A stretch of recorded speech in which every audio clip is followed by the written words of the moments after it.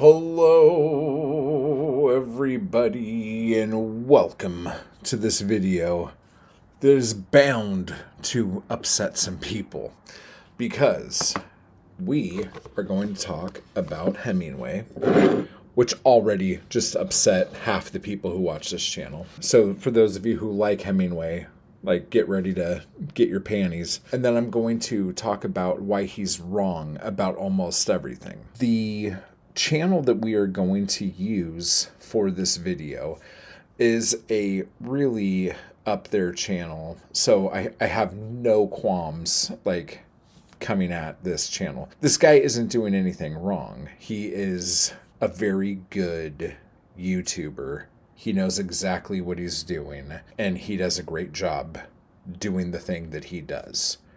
So there's absolutely no shade being thrown at this individual. But one of the first rules that Hemingway has is having a moral compass. So I'm going to have to come at you. Just kidding. All right. So, so that's what we're going to do. That's what we're going to do tonight. It's still pretty late. I'm on this kick where I have a drink and I watch something and bitch about it. It seems to be working out okay. Okay, so there are some very fundamental rules about writing and about art that I have that I understand not everyone has. I completely get that. There are some fundamental truths about creation, about art, that I have that not everybody has, and that's fine. So a lot of the things I'm going to say here, you are going to disagree with. It is in your DNA to disagree with me about some of these things, especially based on the education that you've had. Okay?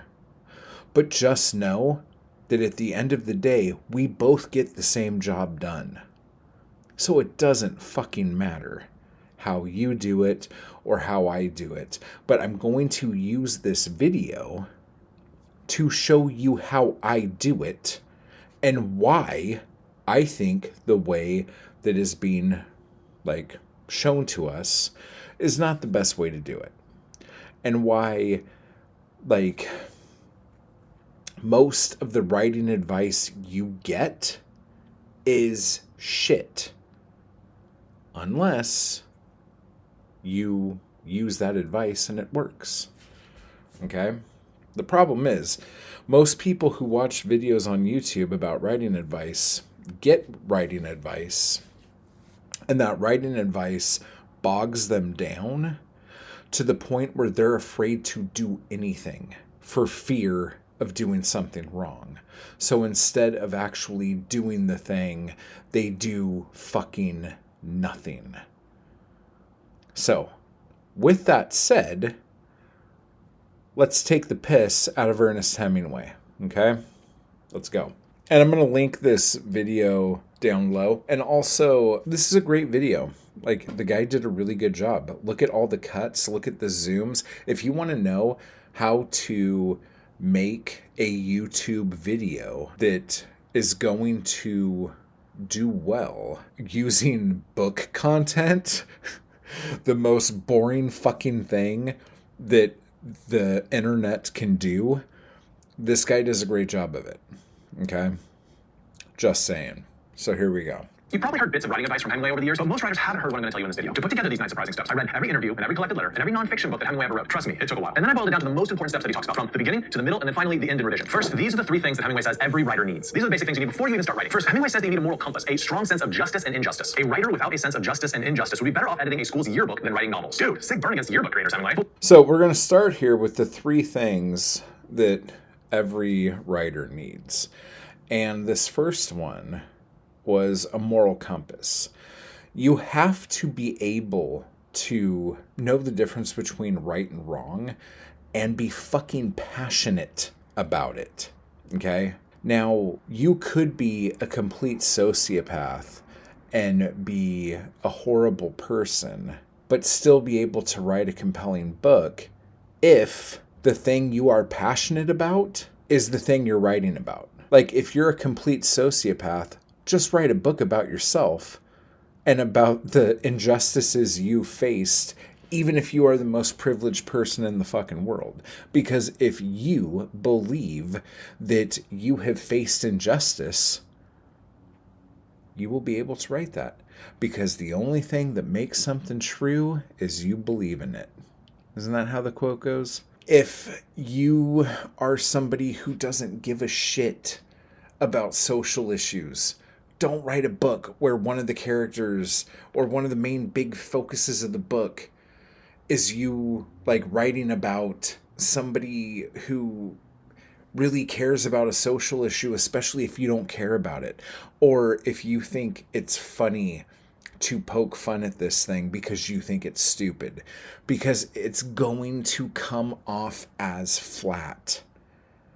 Writing anything with the idea of mockery, unless you are a brilliant satirist, which I guarantee you're not, because most people aren't.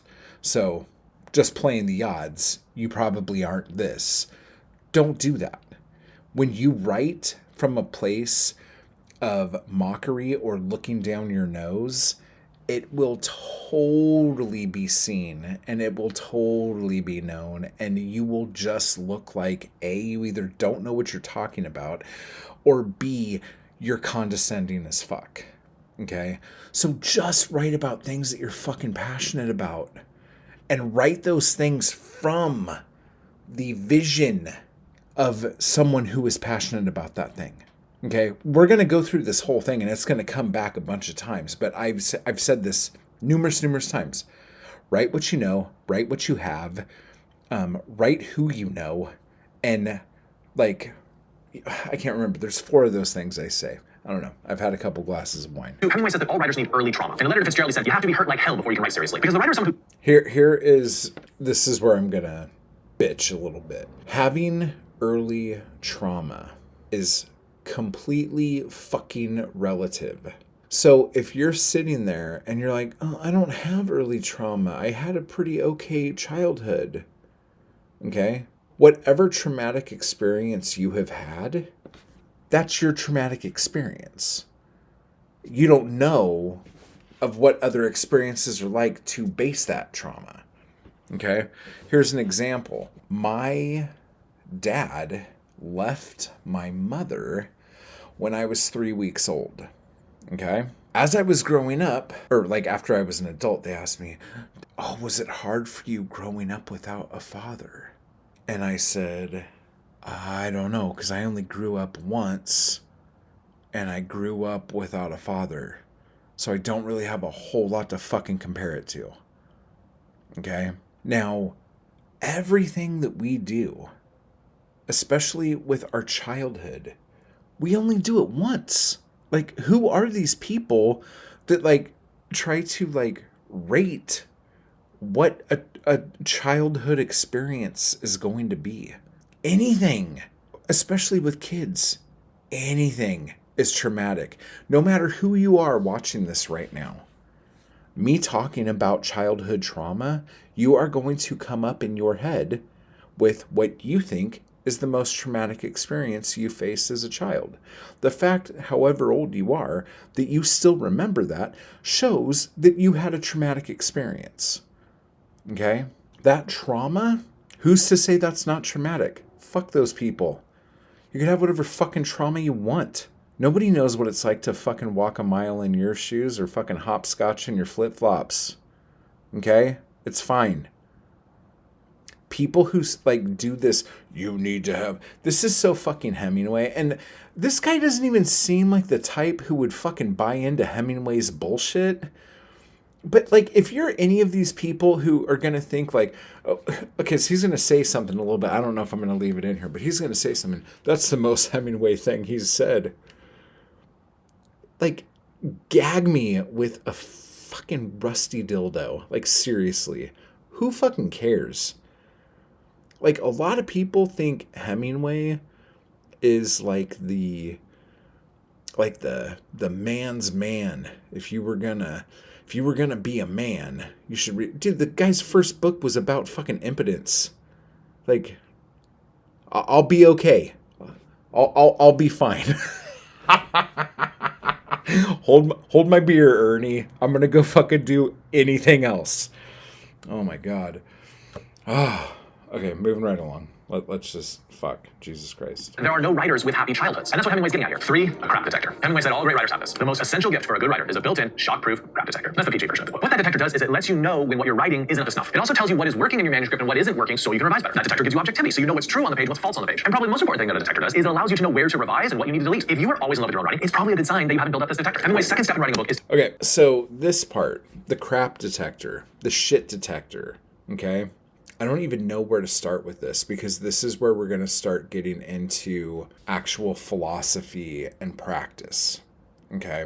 Having a shit detector, okay, as Hemingway obviously did here since he was quoted in doing this. What that tells me is that Hemingway himself was full of shit. And so he needed this thing to be able to decide if the things he was saying were, I'm going to say true, but in, I think, his world, he was looking at as good. If the things he was saying was good. So you could be objective, so you know if this part up here is good and this part down here isn't. One of the reasons why I'm going to already call bullshit on this with my own bullshit detector is that he was a journalism major. He was a journalism student. So he should already know how to write objectively. His whole fucking career, allegedly, was him writing objectively. Okay? His whole spiel, as we go through this, are going to be things that he learned by being observational and writing objectively. So the fact that he would have to, have something to call that shit out means that there was some bullshit after a while he didn't even believe. Now, what that means is him as a person, he didn't believe because he himself was a phony and he knew it and he was afraid of it. And if you read his books, I feel like, and I haven't read all of his books, but I've read one of the first things he wrote and one of the last things he wrote. And I still feel that these two roads intersected. Okay? So I am not a scholar on Hemingway. I am what I think is a scholar in human behavior. And so, just judging by what I know about humans in general, he's full of shit and had to constantly do things to make people think he had a big dick. So anyway, but this bullshit detector, as we go through this video, I'm going to explain why I think this is less and less important if you are actually true to yourself and know who you are. If you don't know who you are, then yes, have a bullshit detector. When I was 20, I might have needed a bullshit detector. Okay? But shit, I haven't been 20 in some time. Okay? So, You are always in love with your own writing. It's probably a good sign that you haven't built up this detector. Hemingway's second step in writing a book. okay, real quick, I just want to say this.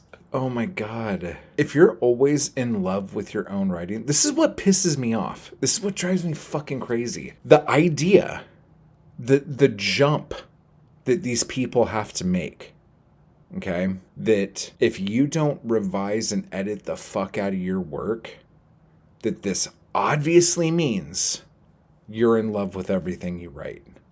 I don't know why that is the first thing you go to. But I've heard many people say this. And I feel like this is what scholarly types like to throw out there to try to destroy the ego. Because the only fucking way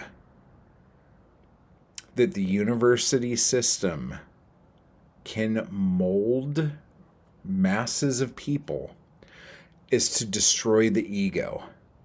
And then everyone is the same.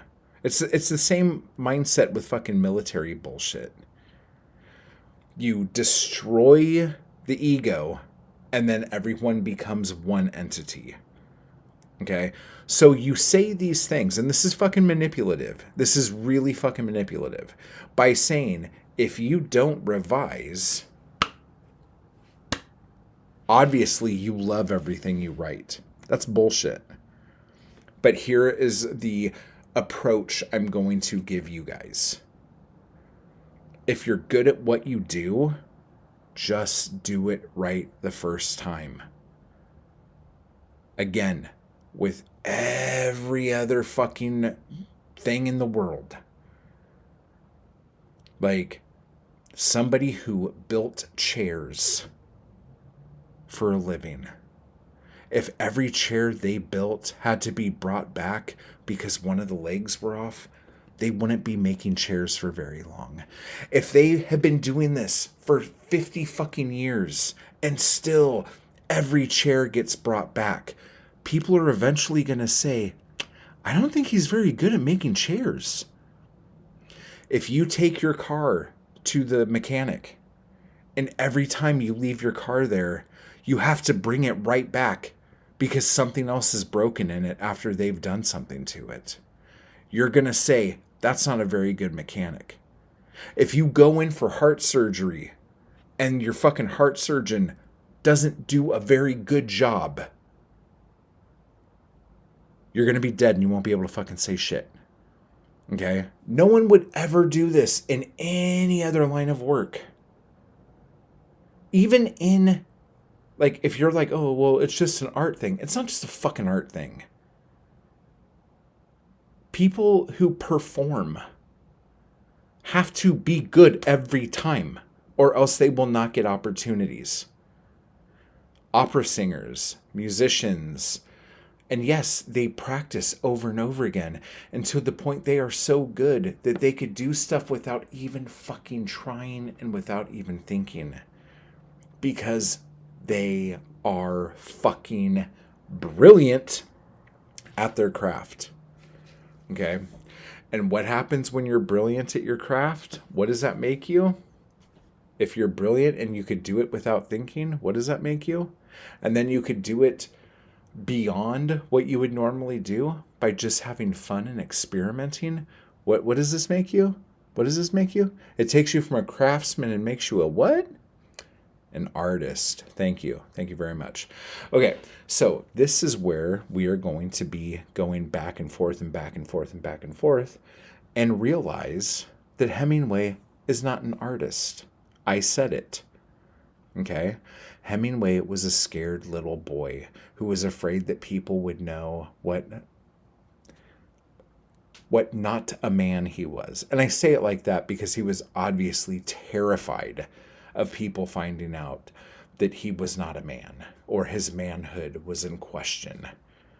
Like bullfighting, boxing, cigars, like the whole fucking thing. Like, sure, if you want to like all those things, go ahead. But like, and then this other quote, like, yeah, you do cry a lot. And if you don't believe me, I could box you. I'll fucking rip your fucking dick off and shove it down your throat, bro. Oh, sorry, you blew your fucking face off. My bad.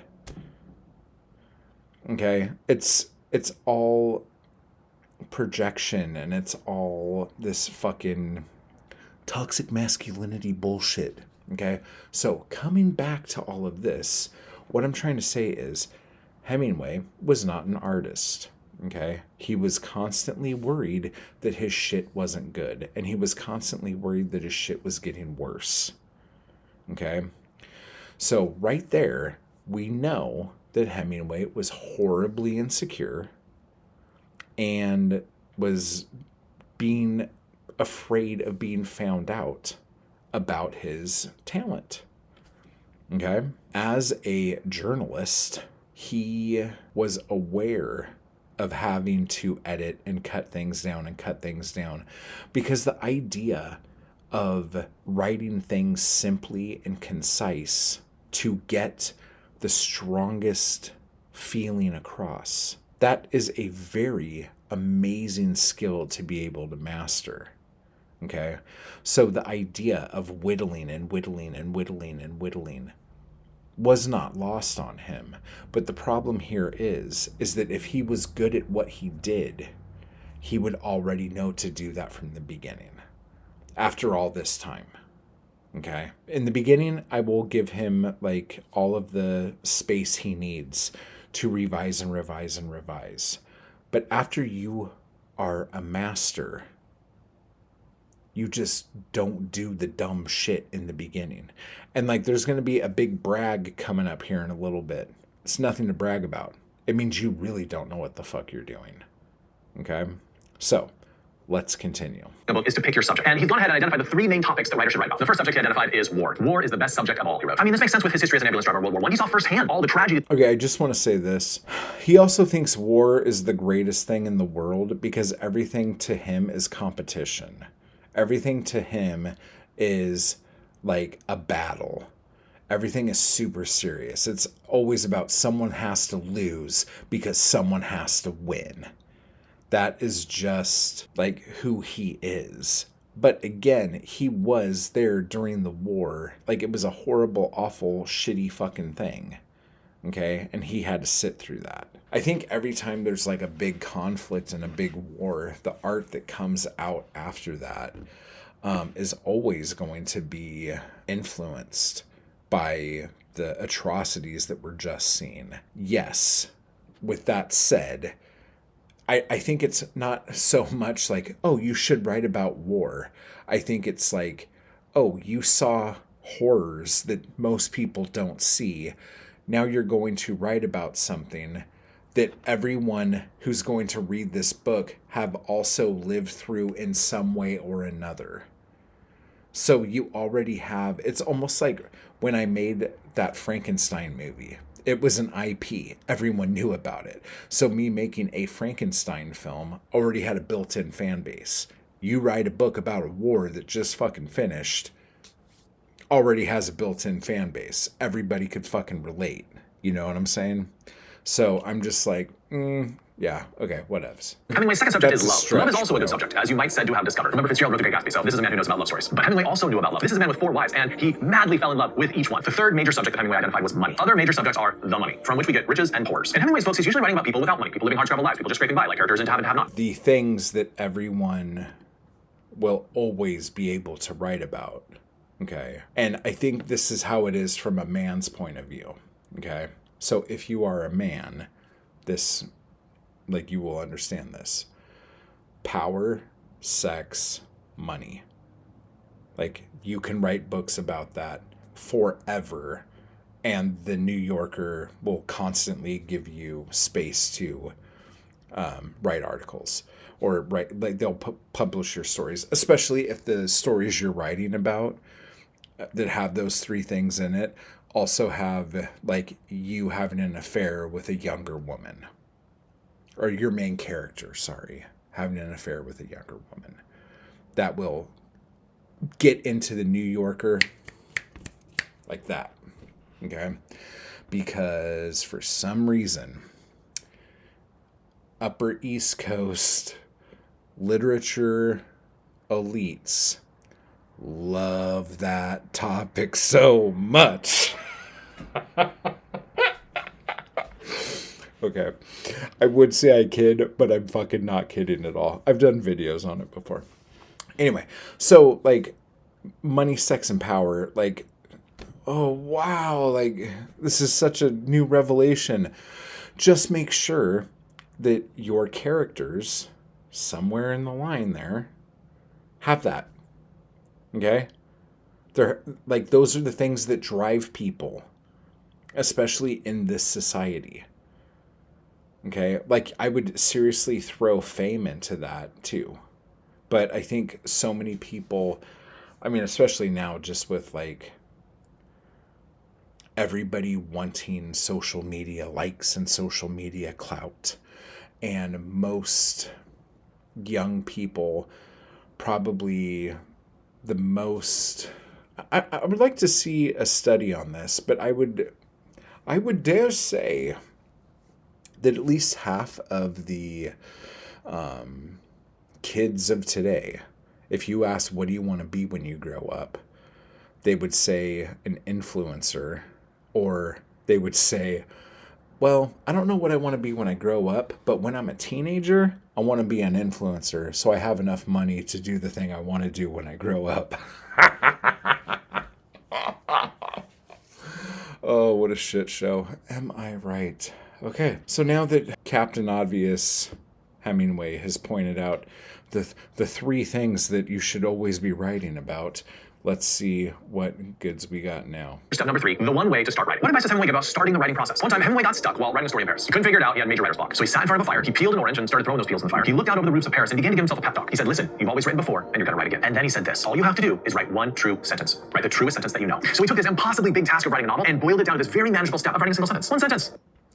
Okay, now let me say this. This is another attack on Hemingway. Why did he have to specify the fact that he had to write a true sentence, the truest sentence that he knows? One thing that I get from people is, if you listen to the words they say when they say words, they will tell you way more than they actually want to tell you about themselves. I'm sure I've done it, you know, like I think I'm clever, but I'm sure I fucking drop the veil all the fucking time by saying shit. But Hemingway's insistence on truth, but never insistence on finding truth, but just the insistence on speaking the truth, and that he has to constantly tell himself that, tells me that he had a problem with being honest with probably anybody, okay? I'm not going to say that that's why he had 4 wives, but you know what I'm saying. Okay, so with that said, let's continue this. I think this is kind of too easy to say it like this, if that makes sense. I think it's more of all a novel is, okay, is a shit ton of sentences. All a short story is a lesser amount of sentences. All a good poem is maybe 1 or 2 sentences completely fractured the fuck up. Okay? Again, if you are good at what you do and continue to get better and eventually become a master, you do not have to tell yourself these things, because these things just fucking happen. And if you are in contact with the muse, if you are in conjunction with whatever the fuck you want to call it, you do not have to try this hard.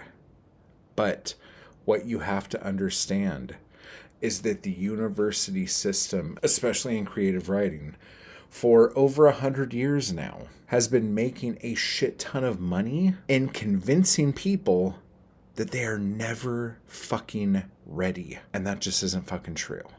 Okay? Again, art is subjective, guys. It's the truth. Okay? So don't fucking worry so much about all this shit. Only one sentence. Anybody can write one sentence, right? But the question is, what is a true sentence? 1, it's something without artifice or fakery. It's a relatively plain sentence. You're not trying to fool anybody with a sentence. 2, it's something that you know about. This is absolutely key, because the reader's going to know if you are pretending to have knowledge that you don't really have. And 3, a true sentence is something that is just brimming with the vitality of life, stuff between characters or the beauty of the natural. I just want you to know that everything he just said is conjecture. He's making this up.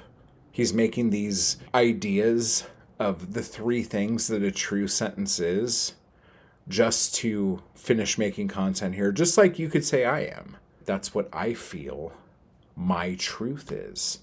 This guy feels his truth is saying these 3 things that have no bearing on anything. But he's telling this is what he believes a true sentence to be. Do you see what I'm saying? Like, all of this, everything you hear from anybody out there is just what somebody fucking thinks about something. There are no absolutes. Okay? The only absolute is if someone can pick up your book and read it. If somebody gives you 99 cents for that book on Kindle. These are the only absolutes there are.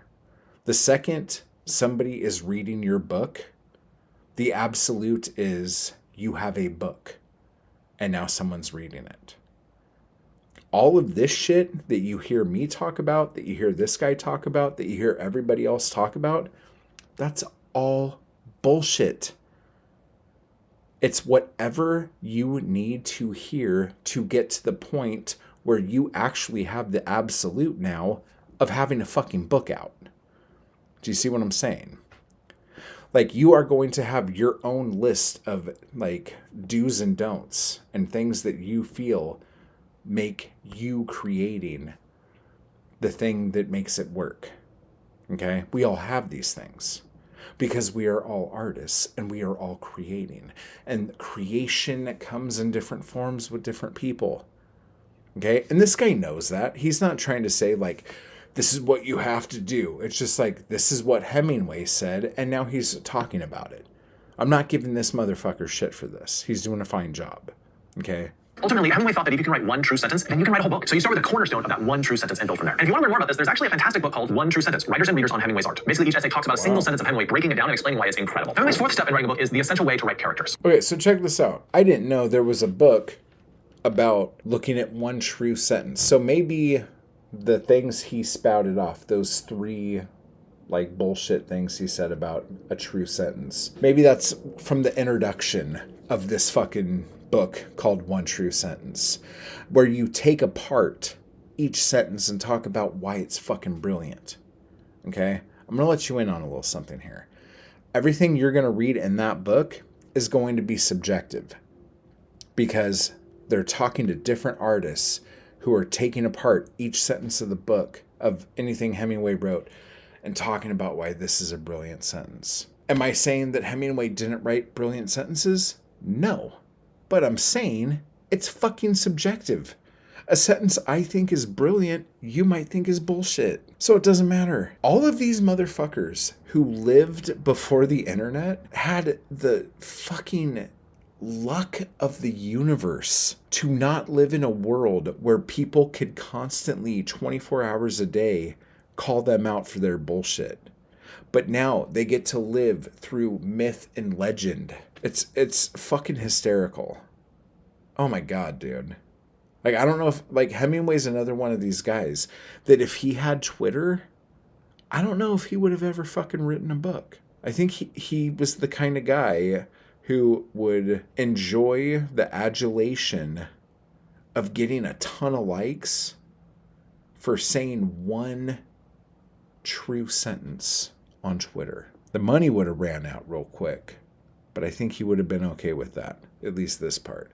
And if he was that good in bed, like, he had 4 wives to fucking take care of him. He'll be fine. Don't worry about him. Basically, each essay talks about a single sentence of Hemingway, breaking it down and explaining why it's incredible. Hemingway's fourth step in writing a book is the essential way to write characters. You really can't write a book about characters, and so it's not surprising that Hemingway ended up giving a lot of advice on how to create a good character. I've taken all that advice and tried to boil it down to the ones he repeated multiple times, and what I think is the most important advice that he gave. 1, no perfect characters. In a letter to Okay, I do like that he did the research that he did on this, because this part here is stuff that he had to just learn by reading all of these letters that Hemingway wrote and all of these interviews that he had.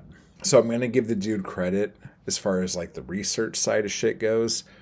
Motherfucker did his homework. Good on you. Good on you.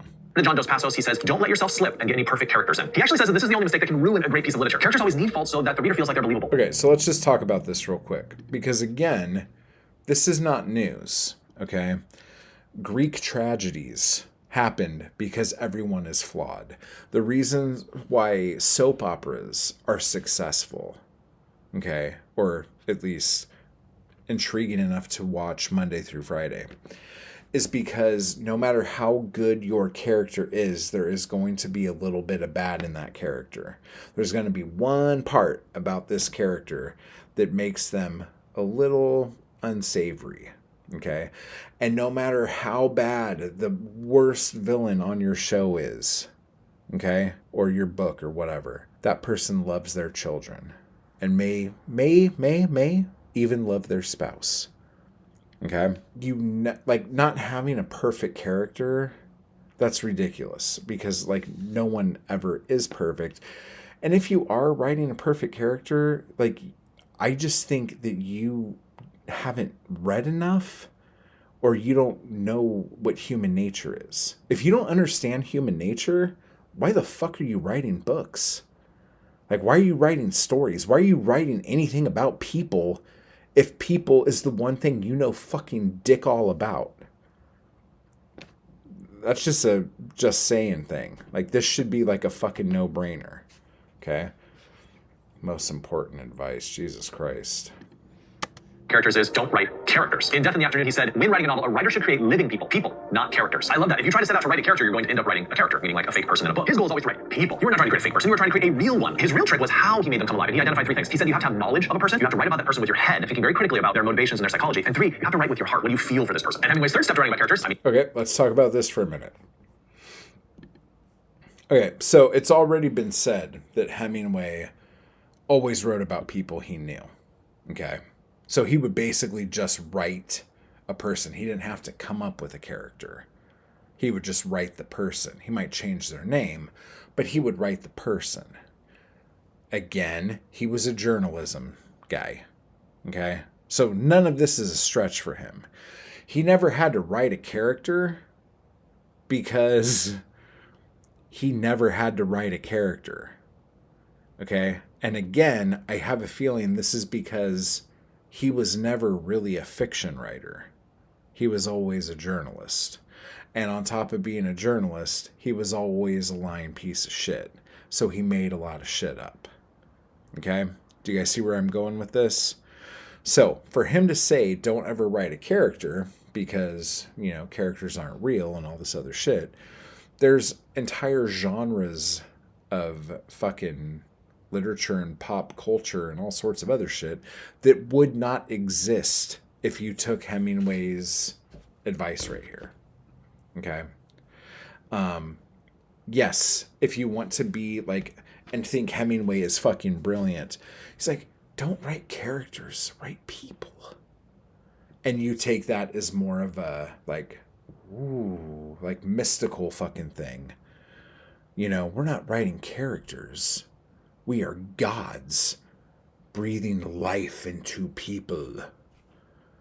Okay? No, he's not saying that at all. He's saying, I'm not talented enough to write a fucking character and make them seem real. So I'm just going to make every character in my book somebody I know. Okay? And this is going to be a big haha laugh thing in a minute here. Whatever. People, is to base them on real people. Now, of all the advice that Hemingway gave on writing characters, this is actually the topic they talked about most. He almost always based his characters on people that he knew. That's how he made. He talked about this the most. Wow, I wonder why. Because this was the crux of his fucking shtick. Them alive. Sometimes he used their real names, but most of the time he gave them a fake name and then just based it on their personality. There's a huge advantage to using real people's inspiration for your characters, is that you have to do less work to make them feel like they're coming alive. You have such a depth of knowledge that it's very easy to transfer that to your character. But I will say the strategy got Hemingway in trouble. One of the characters in The Sun Also Rises was based upon a real person, and this person confronted Hemingway and said, why did you make me cry so much in that book? And Hemingway's response was hilarious. He said, well, you do cry an awful lot for a man, and if you have a problem with it, I'll box you. Come on, you gotta admit, that is the most Hemingway-esque answer ever. But this is so fucking tacky. But I understand this guy is an entertainer educator, an entercager. What do you fucking call that? An edutator? He's an edutator, okay?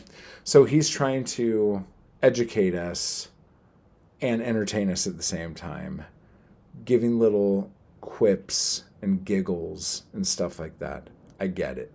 But this just shows that Hemingway was not who he said to be, was a bully on top of everything else, and just someone needed to fucking kick his ass, dude.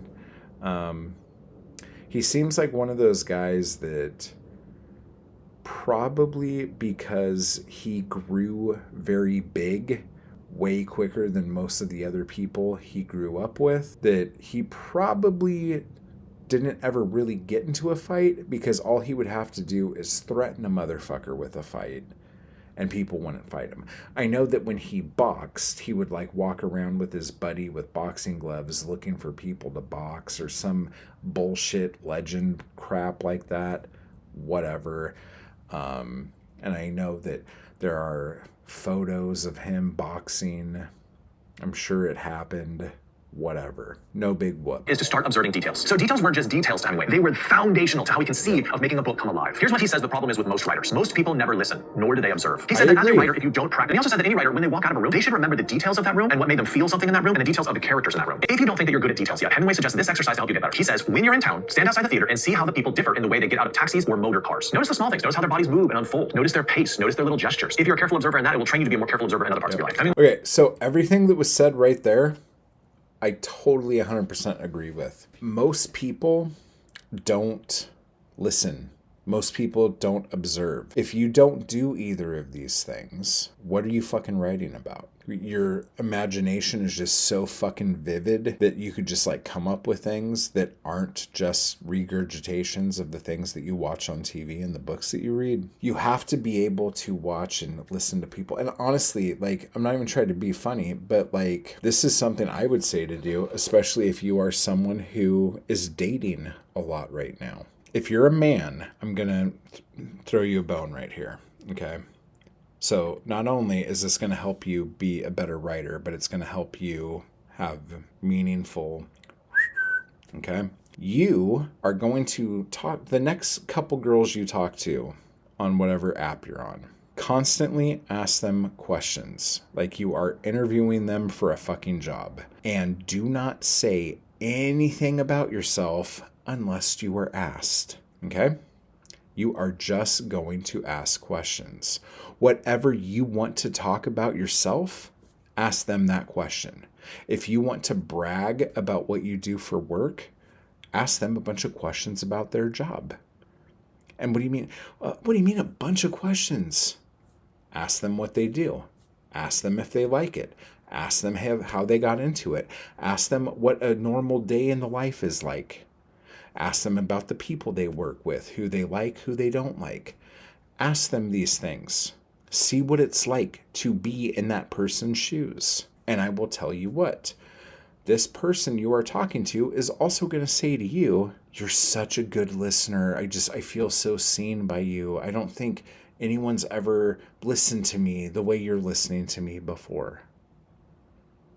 And yes, you are listening, but the reason why you're listening is because you are asking a bunch of questions. And what you are actually doing isn't just listening, but you are showing an interest in someone. You are showing an interest in someone's life. You are giving someone permission to talk about themselves. People love to talk about themselves, but so many people feel that they're not allowed to do so. Especially women feel like they're not allowed to do so. Because what I have learned from being on a dating app is that probably 98% of men, if not more, just go on dating apps to either say down to F or to just talk about themselves. And they don't give a shit about what the other person that they're talking to. They don't give a fuck about anything in their life. They want to talk about themselves. They will cut somebody off in a heartbeat to talk more about themselves. And they just want to, So, yes, go out into a theater, stand out in the street, watch people get in and out of cars, and try to do it without being creepy and weird, because they will call security on you if you're that guy. But also just listen to people. And like women do this too, like listen to what I'm saying. But men, you guys have to understand that you need to talk less and listen more.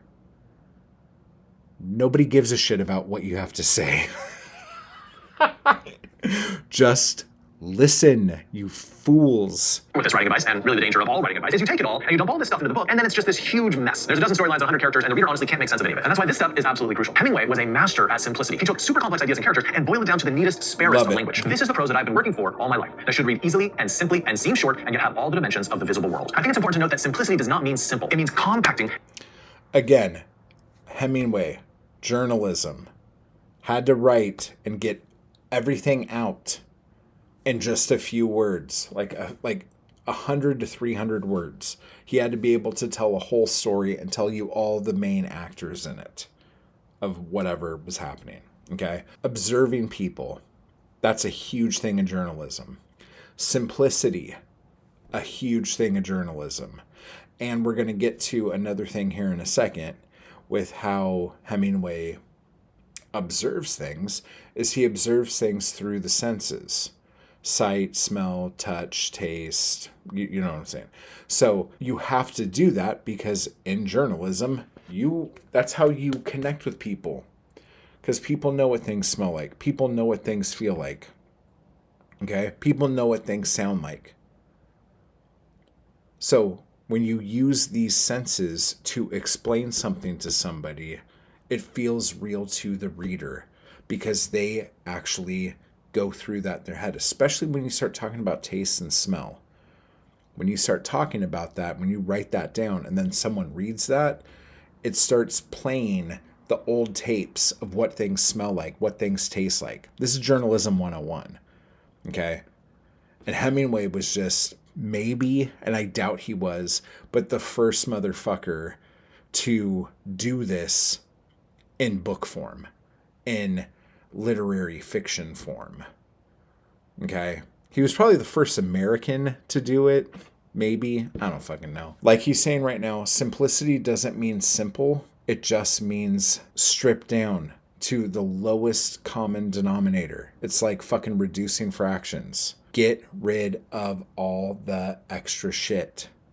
Trim the fat off yo steak. Retyping it, focusing on the type of sentences that they're writing. That's going to teach you the type of sentence control and discipline with language that will lead to a That is a really good thing. The problem is I don't think anyone knows what the fucking newspaper is anymore. So you're going to have to go to a blog post and retype that. But go to a blog post from a newspaper outlet, maybe. Hemingway style. Hemingway's seventh tip to writing a book is write with your body, not with your mind. Hemingway hated authors that wrote with their mind. And he even identified some of these guys. He said Emerson, Hawthorne, Whittier. They were all responsible. He meant this as like a supreme insult. And he said no one would ever think they had bodies. They had minds, yes. Nice, dry, clean minds. For Hemingway, good writing always came straight from the body. What does that mean? Well, one, it means writing with a full array of senses. Sound.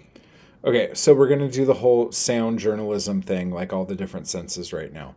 But this also, right from the body and not from the mind, he is a total contradictory, hypocritical fucker at this, and we'll talk about why in a moment.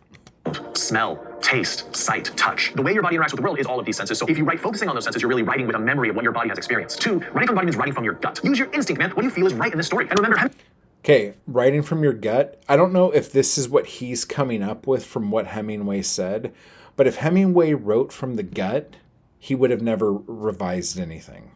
Like, legitimately, and we'll talk about why in a little bit. Hemingway was always very anti-outline, and I think that's because outlines are more of a way of writing with your mind. For him, he wanted to go with sort of gut. Anti-outline, one of the reasons why I'm anti-outline is because when you are one who is gifted with the muse comes and amazing things happen, okay? You do not want to waste that visit of the muse on a fucking outline. Because for me, once I write the outline, if I write a good outline, I'm done and I don't want to write the book anymore because I wrote the outline. Outline's done. I have nothing else to fucking say. That was inside of me and now it was out. It's out. It's done. I don't give a shit anymore.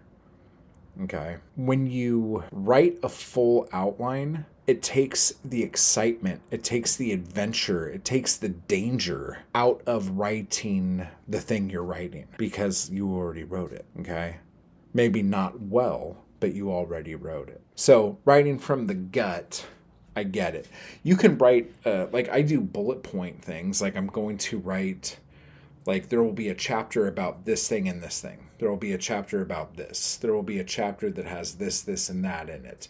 And then there will be a chapter that has this. I do shit like that. But I will never fucking write expansive outline ever again. That's just not my jam. Extremely important. Number 8 is leave things out. As an editor, this is something that I'm constantly reminding my clients of, is like, listen, this chapter of yours, it's impeccably written. It's wonderful. I couldn't get enough of it. And guess what? It doesn't fit inside this book. For one reason or another, it doesn't connect strongly enough with the plot or with the theme. And even though it's fantastic writing, and I enjoyed reading it, for the sake of the book, you probably shouldn't include it. And if you have ever heard any piece of writing advice from Hemingway, this is probably it. It comes from this quote. If a writer knows enough about what he is writing about, he may omit things that he knows. And the reader will have a feeling of those things as strongly as though the writer had stated them. The dignity of movement of an iceberg is due to only 1/8 of it being above water. A writer who omits things because he does not know them only makes hollow places in his writing. So you probably heard Hemingway's famous iceberg advice, right? The little tiny bit of an iceberg above water is the words that are actually in your book. While below the water, invisible and not included in your book, are all the things you actually know about the book. And Hemingway really practiced this, right? He knows how marlins mate, but he left that out of his book. He talked about how once he saw 50 sperm whales all swimming together and he harpooned one of them, but then he never included that in the book. The point of Hemingway's iceberg is that you have to know an enormous amount about your characters and about your topic. You have to be an absolute expert in the characters, the culture, the place. And after that point, then you can write the book, but you're not going to include all that in the book. It would be very boring for the reader. Still, the stuff that you do include is going to be so packed with meaning that the reader's going to sense all the things that you didn't include. And pay attention to that last line in the quote about the hollow spaces. If the writer doesn't truly know what he's doing, there's going to be hollow spaces. Like if you write about a welder and have never done welding, the reader's going to be able to tell. Your goal is to over-research, overwrite, and then leave most of it out. Now here's the real trouble. You can't just write the 1/8 of the iceberg above the water. That's what we wish we could do. That would be the most efficient thing, but you can't do it that way. What you do is you write the entire iceberg and then you delete most of it. You think I'm lying to you, but here's an example from Hemingway. For, to have, and to have not. Okay. I do not agree with this whatsoever. This is fucking horrible advice. He's an editor, whatever. He works at some place where he talks to his writers about this. Motherfuckers overwrite all the time because they think they're supposed to. You're not supposed to. But check this out.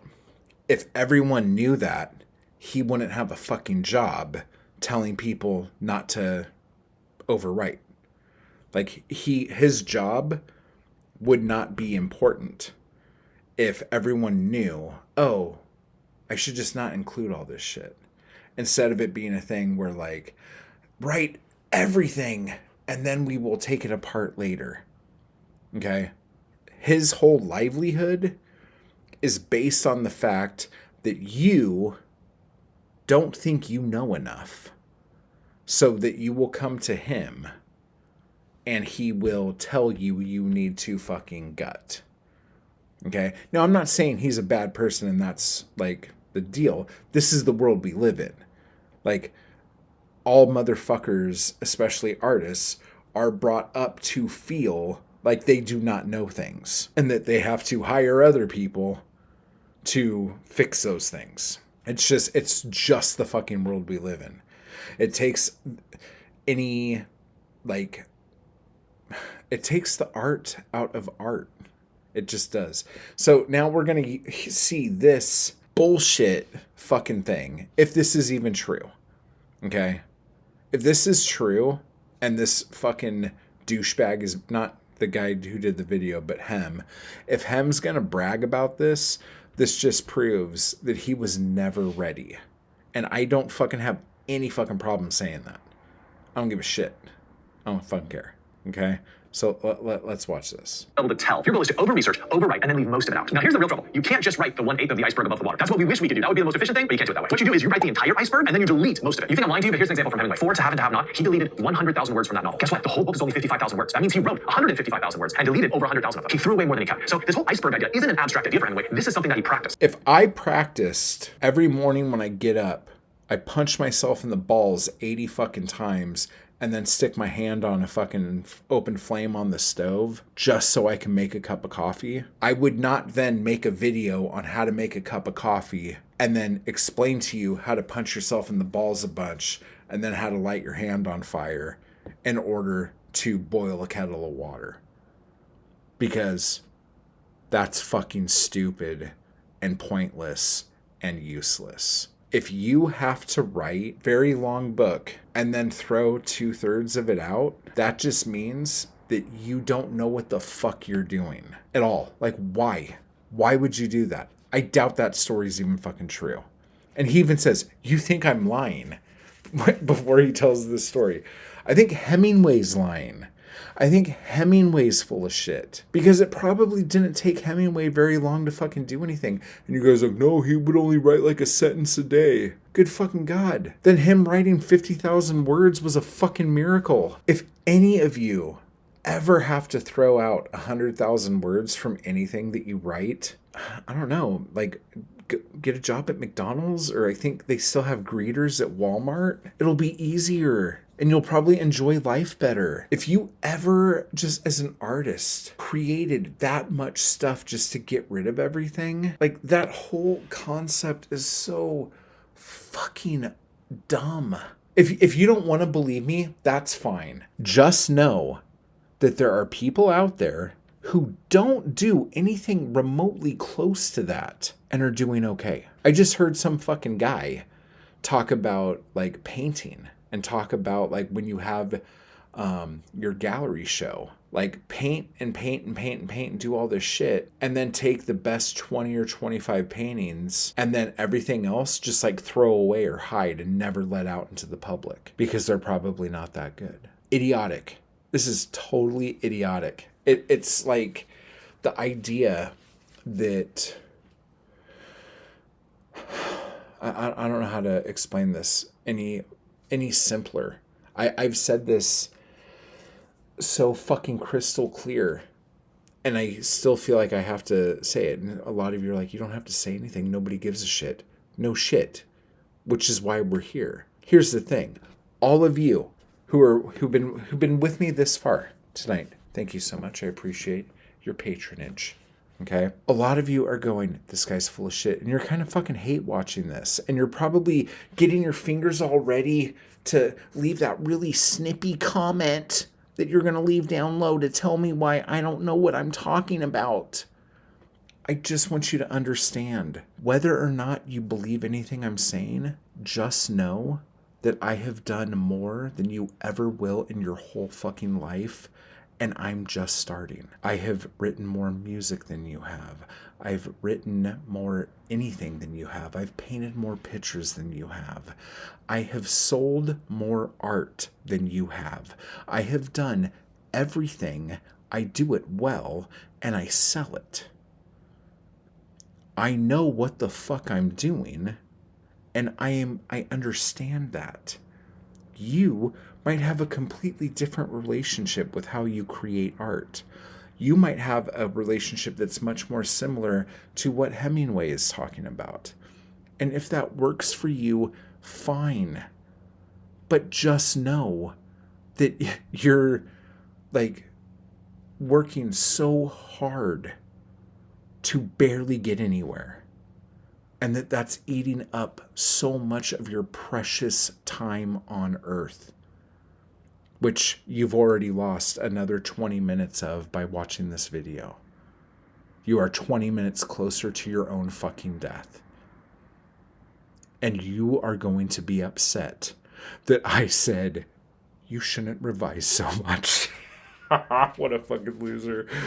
Okay, so basically just understand that there are tons of people out there. Oh, that's interesting and scary. Just understand that there are tons of people out there who do what you do or what you try to do, but they do it smarter, not harder. It's that whole work smarter, not harder thing. If you already know the things that you're going to have to fix, just don't do those things. It's fucking stupid. Like, what's a good example? Let's talk about painting a room, okay? If you know that you're going to have to paint a room, and it's probably going to take 2 coats, and you're probably going to have to like tape the edges of everything, move the furniture, put stuff down, just do all of that instead of starting, doing it wrong, having to go back, clean shit up, get a new fucking bedspread because you dripped paint on it. Like, when I use these simple terms to explain how stupid having to constantly fucking revise is, it makes a lot more sense. But then you're like, but this isn't painting a room. This is art. This is writing. Okay, I'm going to let you in on a little secret. You already know all the words that you're going to know. You already know how you tell a story. You already know what your voice is. Okay? Why don't you trust yourself enough to just tell the fucking story? You don't trust yourself enough, but you're hoping that I would trust you enough as a consumer of art to take me on this journey. But you're the most indecisive motherfucker on the planet, and you have to revise your ending 47 times just to make sure it's right. I would just rather read something from somebody who knew how to do it right the first time. Again, heart surgeons, mechanics, plumbers, fast food fry cooks, chair makers. All of these different artisans, all of these different craftsmen know how to do things right the first time because there is no second chance. But you privileged fuck in your gilded tower of revisions know that you get to revise and revise and revise and revise. Just do it right the first time. Jesus fucking Christ. Why do you make things so fucking hard? I know why you do it, because you were told that that is the only way to do it. And that if you are serious and if you are good, that these are the things you're going to do. But just understand that you were told that so someone else could make money off of you. Are you really that fucking thick that you don't understand that? America. Let's finish this. Very last step in Hemingway's guide, how to revise. There's one step that Hemingway said is crucial for revision, and it's something you actually have to do before you start revising. Let it rest. In a letter to his publisher, Charles Scribner, he wrote, "Let me know how long I have to stay away from it before I can get it to you. The longer I can stay away, it will be better, as it gives me a whole new chance to see it cold and plug any gaps and amplify where there is any need." He knew that he couldn't just finish a book and then the next day jump into revising it. He knew that there needed to be a type of distance so he could see it with more objectivity. And when he wrote Farewell to Arms, he was eager to revise it a month later, but instead he said, "No, I'm going to wait until I move to Florida and have a couple months under my belt, and then I'm going to return and revise." And in A Movable Feast, he said what might be his most famous quote about writing: "The only kind of writing is rewriting." And like all Hemingway advice on writing, this isn't something that he just thought. So, because of that quote right there showed me that Hemingway is a shit writer, and I will never enjoy anything that he has to do. Because if the only writing is rewriting, just don't write it until it's ready, and then write it. I don't understand why this is so fucking hard for people to understand. You got to understand, too, if Hemingway wrote for a paper as a journalism guy, he was constantly being told to cut shit out to make room. So his whole identity as a writer came from other people telling him to cut stuff out. And him being the amazing little insecure bitch that he was, did exactly what he was told, because that's how he got adulation and backpats. So anyway, that is Hemingway's shitty advice on writing, but some good advice on journalism. And this guy he's so good at being a fucking YouTube person. Like if you're watching this video, the lighting's great, the edits are great. He's really good at the less than 3 second bumps. His cutaways are fantastic. He's very, very talented at this. Abstractly, this was something he really practiced. I want you to take a guess on how many times Hemingway rewrote the ending to A Farewell to Arms. 3 endings? 7 endings? 15 endings? Or even more than that? So go ahead, make a guess in your head. How many times do you think he rewrote the ending? All right, you ready for the answer? 47 times. 47 distinctly different attempts to write the ending. Some of these endings... Wow. You know what we should do? We should applaud him for doing something wrong 46 times. If this is even true. Because a lot of shit like this is, again, myth and legend that is talked about to try to justify someone's inadequacies. Do I think everything I've written is brilliant? Absolutely not. But everything I've written is the thing I've written in that time capsule that it was written in. And that is art. All of this other shit, this is manufactured. It's phony. It's fake. were really close to being good. Some of them were really terrible, like this one. That is all there is to the story. Catherine died and you will die and I will die and that is all I can promise you. Jeez, Hemingway, really? I think he was having a bad day. But here's your takeaway. If a That's probably the best sentence he ever wrote, if that is even a sentence that he wrote. Nobel Prize winning author, one of the greatest writers of the 20th century, can get it wrong 46 times before One of the greatest writers of the dude, like, it's a stretch here. finally getting it right. I hope that gives you the courage to keep on revising. I hope that gives you the courage to keep revising. Look, I'm not trying to be a dick, but just fucking do it right the first time. And then you don't have to fucking worry about all this shit. Dude, Hemingway was, his soul as he got older was just being crushed with the idea that he thought in his head that people thought he had lost it. That people thought he was not good anymore. That's... If you're creating art for others like that, just stop. Like, Jesus fucking Christ. You should be creating because you're compelled to create. Like, if you're only creating because you want to please others and have people tell you how great you are, I'm sure there's easier fucking professions you could get into than writing. Good fucking God. So anyway... go sub to this dude's channel. He obviously does a really good job with the production of his videos. And every once in a while, at least in that video, I mean, there were a couple good gems in there. You know what they say? Broken clock is right twice a day. And even a blind squirrel could find a nut. I'm not calling this guy a blind squirrel or a broken clock, but I'm just trying to illustrate to you that even things that are completely fucked are still right sometimes. And this guy isn't completely fucked. He said some good stuff. And anyone who's into bookish content, not bookish's content, but bookish content, should watch this guy's channel because he's got more subs than God and his videos look great. So fucking learn something from this dude. Don't learn things from me. Obviously, look at this video. This is the worst lit video of all time. And I've been drinking, okay? And I'm still better than you. Not you and not that guy. Just somebody. I wasn't talking to you personally. I was talking to that other person. We know who we're talking about. Anyway. So, obviously, you're going to want to join my members. Click the link down below. And you can have live streams daily, on the daily. And writing Zooms with the Anarchy Crew on Tuesdays. And, I don't know, other fun shit.